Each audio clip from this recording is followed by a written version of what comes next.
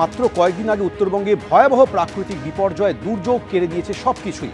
মাথার উপরে ছাদ হারিয়েছেন অসংখ্য মানুষ, ঘর নেই। তাই এখন তিস্তার নদীবাঁধের কাছে আশ্রয় নিয়েছেন জলপাইগুড়ির তাঁতিপাড়ার বাসিন্দারা।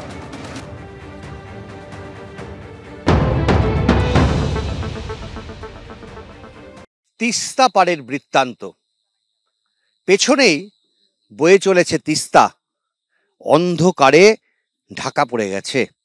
আর এই তিস্তা পাড়ে এই মুহূর্তে ঘরছাড়া বানভাসী মানুষ, তারা কিন্তু কোনো রকমে এই পাড়ের মধ্যে কোথাও না কোথাও মাথা গুঁজে রয়েছেন, কারণ তিস্তা তাদের সব কিছু ভাসিয়ে নিয়ে গেছে। বাড়িটা, সামান্য যেটুকু সম্বল ছিল সেই সম্বলটুকুও। থাকার মতো আর কোনো এমনি কোনো জায়গা নাই। বাঁধের উপরে আমরা তিরপাল দিয়ে ক্যাম্প করে ওইখানেই রয়েছি সবাই মিলে। এত এইগুলা যতগুলা লোক দেখছেন সবাই এক জায়গায় থাকি। 10 মিনিটের মধ্যে জলটা হুড়ু হুড়ু করে আসে আমাদের সব ভাষায় নিয়ে গেল। তখন আমরা কি করব? যেভাবে ঘরে ছিলাম ওইভাবে ঘর থেকে বার হইয়া বাঁধে উঠছি। গরু ছাগল কত ভাইসে গেছে, কেউ কোনো ছাগলগুলা মরে গেছে, কিছু বার করতে পারিনি। খাওয়া দাওয়া তো বন্ধই একরকম, তাও তো চুলা চাটকে জ্বালানো যায় না বাড়িতে। পলি মাটি পরে সব নষ্ট হয়ে গেছে। টিন কাইটে আমরা টিনে এখানে ক্যাম্প করে টিনের মধ্যে যা হোক অত সিদ্ধ ভাত কোনো রকম একটু ডাল ভাত রান্না করে খাওয়া দাওয়া করে দিন যাইতেছে। ওনাকে অনেক করে রিকোয়েস্ট করা হয়েছে, খিচুড়ি ব্যবস্থাও করেনি। ওইভাবেই ওই অবস্থায় 2 কিলো চিড়া নিয়ে আর একটা গুড়ের ডিগা দিয়ে আমরা ওইভাবেই এতগুলা লোক খাইয়ে দেয়, মানে কোনো রকম বেঁচে আছে আর কি। জলেরও কোনো ব্যবস্থা করেনি। কালকে রাত্রে সন্ধ্যা বললো কি যে ডিএম সাহেব আসবেন, 6টার ফোন করছে যে পঞ্চায়েত যে আসবেন, আসেনি এখন পর্যন্ত। না ডিএম না বিডিও আসেন। তিস্তার পাড়ে এসে আমরা পৌঁছালাম, তখন দেখা হলো এই মানুষগুলোর জন্য।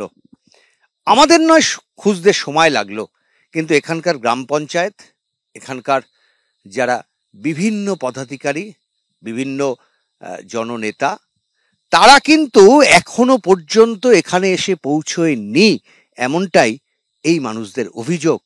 ফলে কোনো রকমে একবেলা খেয়ে একেবারে খোলা আকাশের নিচে এদের দিন কাটছে। তিস্তা এদের বন্ধু, আবার এই মুহূর্তে তিস্তায় সব কিছু কেড়ে নিয়েছে। এই মানুষদের পাশে সবাই মিলে না দাঁড়ালে এই মানুষগুলো কিন্তু আর কিছুতেই তাদের নিজেদের বাড়িতে ফিরতে পারবে না। ক্যামেরায় দীপ্তেন্দু সিংহর সঙ্গে রাজা চট্টোপাধ্যায় এবং উজ্জ্বল মুখোপাধ্যায়, এবিপি আনন্দ।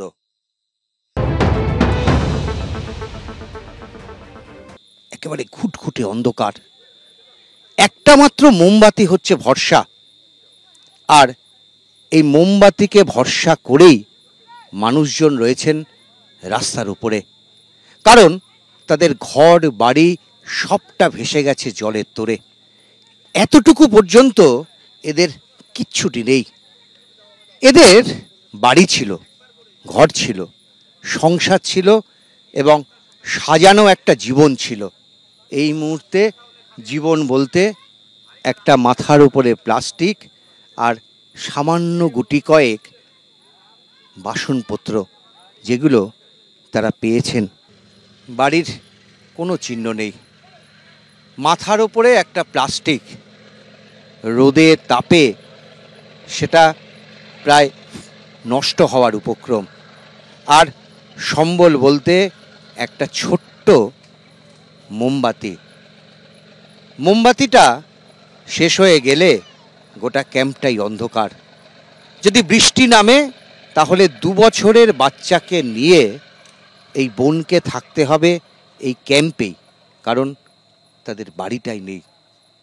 যদি প্রচণ্ড বৃষ্টিতে এই ত্রিপলটা উড়ে যায় তাহলেও কিন্তু তাকে এখানেই থাকতে হবে, কারণ এদের জন্য কোনো স্থায়ী ক্যাম্পের ব্যবস্থা এখনো পর্যন্ত কেউ করেনি।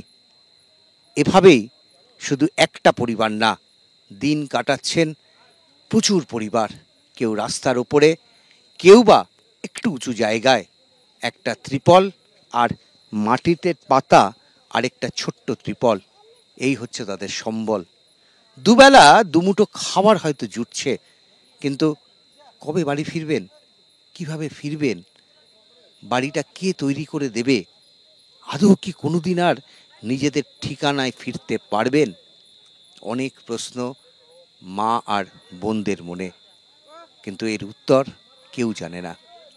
ক্যামেরায় দীপ্তেন্দু সিংহর সঙ্গে উজ্জ্বল মুখোপাধ্যায়, এবিপি আনন্দ, ধূপগুড়ি।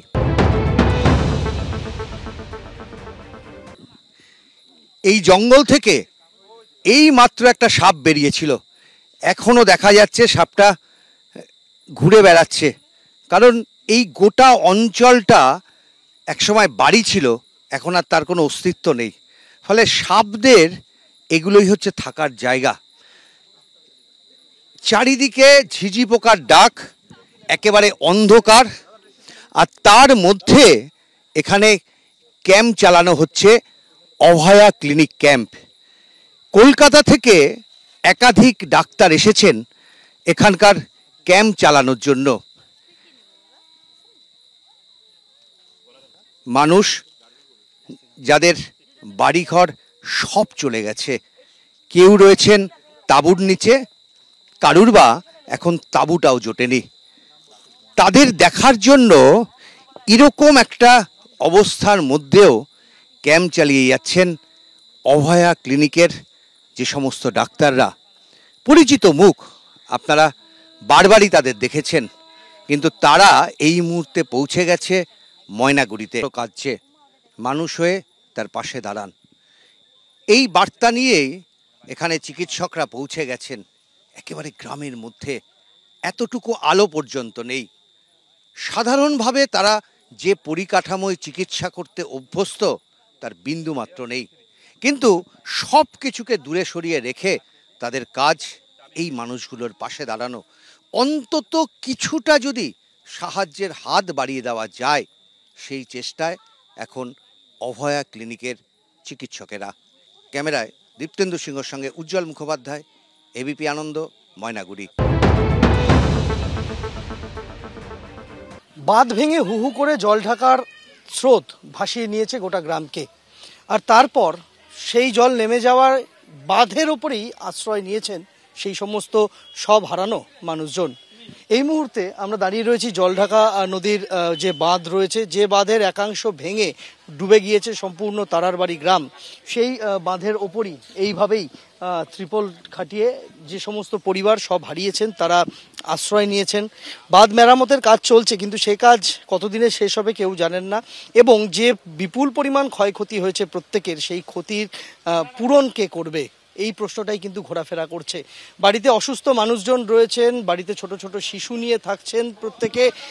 খাবার যা জুটছে তা যথেষ্ট নয় এমনটাই বলছেন তারা, এবং তারা এটাও বলছেন যে চিকিৎসার যাবতীয় যা কিছু ছিল ঘরে, তা প্রেসক্রিপশন থেকে শুরু করে ওষুধ সবটাই ভেসে গিয়েছে বানের জলে। এবার কি হবে? চিকিৎসা কোথা থেকে জুটবে? কিভাবে পড়াশোনা হবে? বই খাতা সব ভেসে গিয়েছে ছোট ছোট বাচ্চাদের। যারা বয়স্ক মানুষরা রয়েছেন তাদের খাবার জুটছে না সময় মতো, যেটা ত্রাণ শিবিরের থেকে দেওয়া হচ্ছে তা মোটেও যথেষ্ট নয় এমনটা বলছেন এই সমস্ত মানুষজন।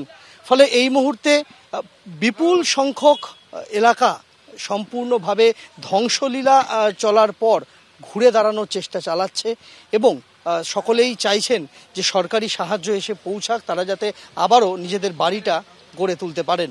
জলের মধ্যে অনেকটা জলের মধ্যে আসলাম, আসা তো বানে তো থাকতে পারতেছি না, থাকতে বারে বারে ঘুরি কোথায় উঁচা মাটি আছে সেখানে থাকবো, ওখানে তো থাকতে পারতেছি না। সরকার থেকে কি সাহায্য? ওই যে খেতে দিচ্ছে, খালি খেতে দিচ্ছে, তিরপল একটা করে দিচ্ছে। পরিবারে আমার 7 জন লোক, একটা তিরপলে হয়। বাড়িতে কিছু নেই, সব ভেসে গেছে। গরু ছাগল, আমার একটা টোটো ছিল তাও ভেসে গেছে, বাঘ ভেসে গেছে। কিছু আনতে পারি নাই, জিনিসপাতি সোনা গহনা সব চলে গেছে। 10,000 টাকা আসলো, 10,000 টাকাও চলে গেছে। এখন যে বাচ্চাকে কি খাওয়াবো তার কিছু নেই। পার্থপ্রতিম রায়ের সঙ্গে সন্দীপ সরকার, এবিপি আনন্দ, জলপাইগুড়ি।